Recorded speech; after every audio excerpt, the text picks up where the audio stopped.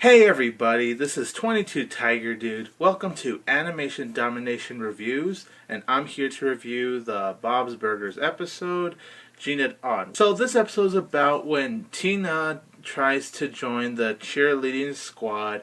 She tries out, but instead of Tina getting the part, it's Jean that gets the part. Meanwhile, Tina falls and she bites her tongue. She can't speak, so Louise is her translator, as in she is BSing what Tina is saying, and she's being a little bitch. Ugh. This Bob's Burgers episode is okay. It's not great. It's not terrible. It's just so-and-so in my opinion. First of all, if you guys can't tell by my frustrations, one of my flaws I already just gave away is Louise.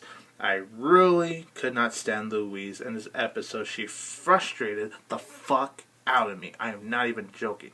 That fucking... Ooh. Okay, so Tina, she can't talk. So Louise is trying to translate what she is saying, but she really isn't. She's just saying what she wants, so she's taking advantage of Tina, which I thought was really wrong, and I just didn't like it. Every time the Tina plot was going on, I was just really frustrated. It just really got on my nerves. The episode itself really wasn't funny either. I only laughed twice in this episode, and that's it. Some of the scenes in the episode was very rushed. It seemed like the structure of the plot didn't really come together that well. Like, it was a little bit of a mess pretty much. It was really predictable, but what was also so stupid about this episode is the principal. What the hell to the principal? He is literally telling Jean to do this. He told Todd to get revenge on Jean. It's like, what? What? It was so stupid. It was not funny. It actually got on my nerves. I almost hated him as much as I hated Louise in this episode. He was just so frustrating. I just wanted to punch him in the face. It wasn't even funny. He was all like, okay, Todd, so are you going to get revenge on Jean? Are you going to get revenge on Jean? Okay, Jean, you got to do this. It's all like, what the fuck? Positives for the episode, though. I enjoyed the robot cheerleading scene and the finale of the episode. That was really enjoyable to watch. Like I said, I laughed twice. And there were some parts that entertained me. Like, I didn't laugh, but there were some moments that actually genuinely entertained me. Overall, I really do not care too much for this episode. It's very forgettable. It's so predictable. Very annoying with Louise. I hated that bitch, and I got extremely annoyed by the principal. The episode isn't the worst I've seen, but it's very meh at best. So I'm gonna give this episode a 5.5 out of 10.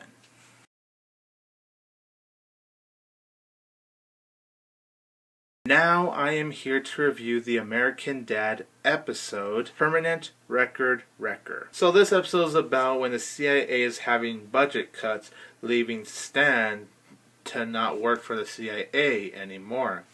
Meanwhile, Steve is working at the store, and since Stan has no job, he is actually working with Steve. Stan has been a real hard ass on Steve, so Steve takes the opportunity of being the manager at the store by bossing around Stan and treating him like crap, kind of like what Stan does to Steve at home. Meanwhile, Roger challenges the coffee shop musician, but the problem is that Roger can't play the guitar. He's played a lot, but according to what he said in the episode, he lost his touch. Like, what the hell? That's just stupid to me. I did not buy into that, by the way. He needs an instructor in order to beat that coffee shop musician. In my opinion, this is a good American Dad episode. I had a lot of fun watching it. I don't like the Roger plot. So just another plot to show that Roger is a huge jackass. And as the plot was progressing, I was just hating Roger more and more. I was really annoyed by Roger, and I just didn't care for the subplot. I'm already going to say it. The ending sucked. Thank God there was a very well-written main plot. If it weren't for the main plot, and you just had the subplot alone, this episode would have sucked. Like, wow, did the main plot just really save that episode. As for the main plot, it was cool to see Stan work with Steve, and you know, I can understand why Steve was being a jerk to Stan, and I didn't mind that actually. I was really bugged by how jerky Stan was being to Steve in the beginning with the whole alphabetizing the movies. I thought that was really ridiculous, and I just thought Stan was pretty unlikable on that part. Another flaw I have with this episode, it's really the only awful moment about the main plot, and that was the scene where the little kid that was driving the car, he was going out of control, and he gets burned and dies. Wow. Just wow, writers. Yeah, that was not funny at all.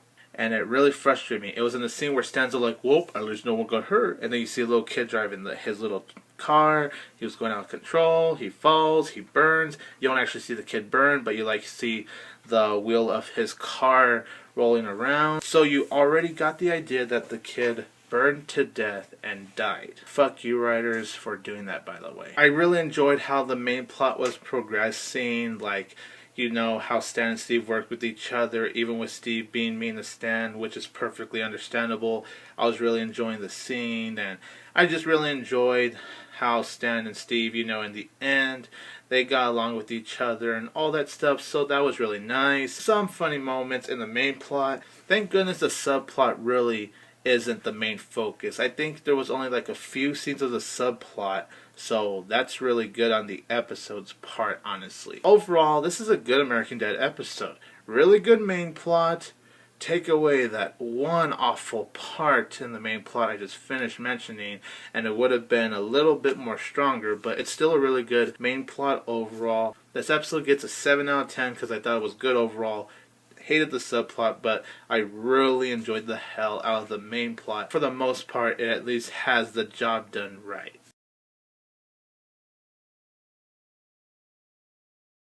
Now I am here to review the Simpsons episode Brick Like Me with my guest star J535118. Oh my gosh, there is a LEGO Simpsons. Everything is awesome. Everything is cool when you're part of a team. Shut up, God damn it, Homer. You're not a part of you. You're part of the episode. Get your yellow ass out of here. I am sorry for that, you guys, but as you can see, I'm here with my guest star J5. Let's ignore Homer's tantrums, and yeah, J5, what is the plot for the LEGO Simpsons episode, Brick Like Me? Meanwhile, back on the Simpsons, the plot has Homer entering a LEGO world, and he must find a way out before he becomes plastic forever. I'm sorry. What's up, guys? It's J5. I've tried to do the announcer guy voice. He's been trying to do it, and I hope Homer stays in the back over there.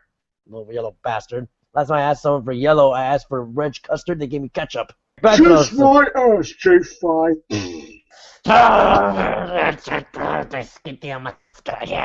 I love this episode. The writers had a lot of fun with it. I mean, obviously inspired by the LEGO movie. It starts with Lisa trying to help with the LEGO. You know, we get to understand that Lisa trying to spend time with her father, but as Homer, he's the dumbest dad ever. You hear that, Homer? You're the best dad in Springfield. Jesus Christ. Ned Flanders is better than you. Everything's made of, as you guessed, Legos. With the ability to build things like machines, robots, anything out of Legos, the whole town goes amok. It's because of the whole damnation because of not only the mayor, Quimby, but also because of Skinner trying to take, and also, especially the villain. The shock is comic book guy. Dun dun dun dun. Worst impression ever. Why am I the comic book guy, the villain? I be the hero. Shut up, you fat lord. Damn you. Con! That's the thing that William Shakespeare said. Con! Sorry, comic book guy sucks. Screw you to the nth dimension, you space monkey. I like the animation. The bond between Lisa and Homer is incredible. I mean, you see them from not ignoring each other to being a father and a daughter. It's so beautiful. And yes, for those of you fans of LEGO movies, there's a couple of Easter eggs in the movie to kind of shout out, hey, it's a LEGO movie.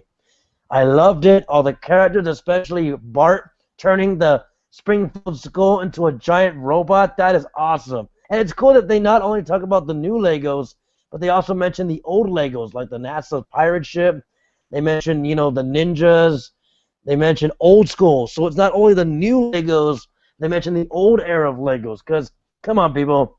Did you not grow up with Legos? If you do, you don't have a heart or a childhood. I did. I used to make vehicles and mostly guns because I was a maniac, dumb son of a bitch. And now for the review by 22 Tiger Dude. Suck my dick, J5. Homer! Ugh. Sorry about that, J5. Anyways, on to my thoughts for... I'm watching you, Homer. One of my thoughts for Brick Like Me. I love this episode. And yes, like what J5 said, obviously, it's an inspiration from the LEGO movie. If you've seen my review of the LEGO movie on my channel and his on his channel, I liked the movie. He loved the movie. So the fact that this special was inspired by that film, it really means a lot.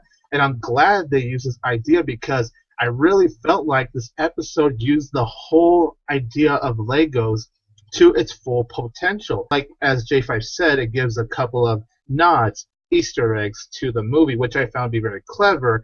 And there's even a Hunger Games reference in this one as well, which I found to be hysterical. Just the way they poked fun of it.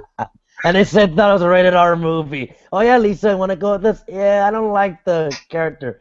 They always try to call her Katniss. That's hilarious. And yes, watch Hunger Games. It's awesome. It's one of the best episodes of season 25. It's one of the best Simpsons episodes, just period. Like, this is a very imaginative episode, and just the whole world of Legos and how it relates to, like, the reality world for Homer and how he wanted to be stuck in the Lego world. I just thought was very creative, and comic book guy being the whole mastermind behind the whole Lego thing, that was really clever and honestly something I didn't quite expect. So it even added a little plot twist I didn't see coming. Of course, the most creative thing is how Bart had to rebuild the whole school, and then you see him actually use a cannon on Principal Skinner, which was just plain awesome. One of the funniest moments is when the helicopter falls down, and then, of course, Chief Wiggum is just like, okay, boys, we're just going to have to rebuild that tomorrow. Even in the alternate reality, cops are lazy. Ralphie. We got to rebuild it tomorrow. Gee, boss, what do you think? Let's go to the pub. There's a lot of funny moments in this episode. I really loved how the Lego world looks. I love how the characters move, how it blends the whole, Simpsons reality world to the LEGO Simpsons world. That was really clever how that all played out. How Homer, as he's starting to realize it's not a real world, you actually see him have that animated hand. I just loved every moment of it.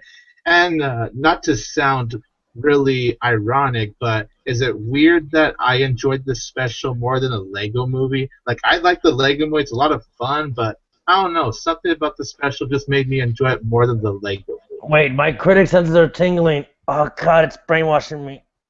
Kill Tiger. Stop! The Simpsons LEGO special is better than the LEGO movie. Yes, people, I said it. Good for you if you love the LEGO movie. I just didn't think it was a perfect film, but I still had a lot of fun with it. But what you said, I could agree that and we're all free to opinions here. I don't disagree. Yeah, I don't disagree that Tiger Dude loves this more than the LEGO movie. If I was a true critic and I'm stubborn as hell, as usually I'm not, I would have crucified you 2 days ago. But, anyway, I'm actually a good social person. And that I agree with what you say. If you love the Simpsons LEGO special, that is all you, man. More power to you. And for those of you who say the same thing, good for you. You like something that's ordinate than what's popular and modern. But what am I saying here? I love the episode. To round it all up, it's a great story, and you feel bad for Homer. You hear that, Homer? I actually feel bad for your yellow ass. Are you little? Yeah, you see that? You see that? Are you little? Okay, so overall, I love the LEGO Simpsons episode, Brick Like Me. I think it's a fantastic episode. No flaws. Everything is perfect to me. It's one of the funniest episodes ever. It's one of the most brilliant and most creative episodes ever. 10 out of 10 for Brick Like Me. I loved it. I'd like to give this a 5 out of 5. I enjoyed this episode. Everything was well done. No problems, like Tiger Dude said. And I think The Simpsons still got what it takes to be a good show. Thank you so much, J5, for guest Thank you. starring to Thank review you. the LEGO Simpsons episode with me. Thank you, man. Please subscribe to J5358's channel. Thank I will leave a link in the description below. Yeah, good riddance. The bitch is gone. Fuck you. Peace out. Woohoo! I will kill Homer tonight. As always, this is J5. See you later. Bye-bye.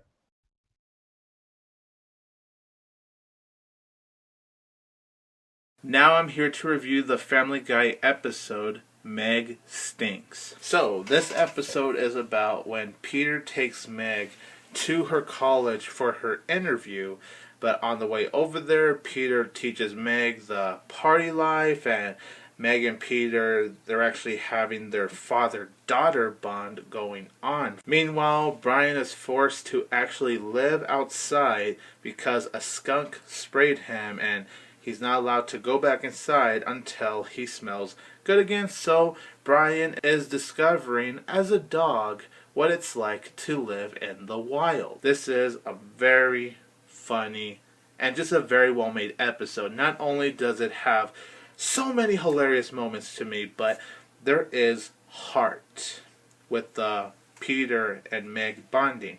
Because, you know, you don't see a whole lot of it. You always see Peter treating Meg like crap. But, you know, these past couple of seasons, yeah, you have your moments where they still treat her like crap, but they're doing a better job of actually showing some kind of care for Meg. And this episode really shows that Peter, he actually does care about Meg. I'm sure he hides it. He did say, "I don't hate you, Meg, you're my daughter." I thought that added a lot of heart to it, to be honest. I really love when they're partying together and Meg is discovering the wild side. And I loved how Meg is loving spending time with her dad. You know, as the episode goes on, she gets tired of spending time with her dad because Peter is always doing non-stop ludicrous things. And it was really funny, by the way. Except for one thing. The only flaw I have with this episode was just this one scene with the bank robbery cutaway. That scene I thought was unnecessary. It was just a very entertaining episode overall. It had me laughing from start to finish. It was just very heartwarming, and I really loved the ending of the episode. I just loved how the episode ended. It just felt so satisfying. It has really great writing. Yes, it's very funny, but I don't know, something about it just felt quite relaxing. You know what I mean? I know that's kind of weird considering it's Family Guy. This is the episode where you definitely get to see, like, how close Peter and Meg really are together. So it was just so nice to just really see that. And I hope in the future we could get more episodes where Peter and Meg could get a little closer, or, you know, just spend some kind of more time with each other. The subplot with Brian learning about the wild. Yeah, it's very hilarious, especially how the subplot ends. It was just a very funny, very heartwarming, and actually a pretty clever Family Guy episode with a very nice ending. I'm going to give this Family Guy episode a 9.5 out of 10. It's not a perfect score because of that one unnecessary bank robbery cutaway. Cut that out of the episode. This easily would have been a perfect 10 out of 10, but I still love the episode. It sure is hell a very great episode in my opinion. So 9.5 out of 10 for Meg Stinks.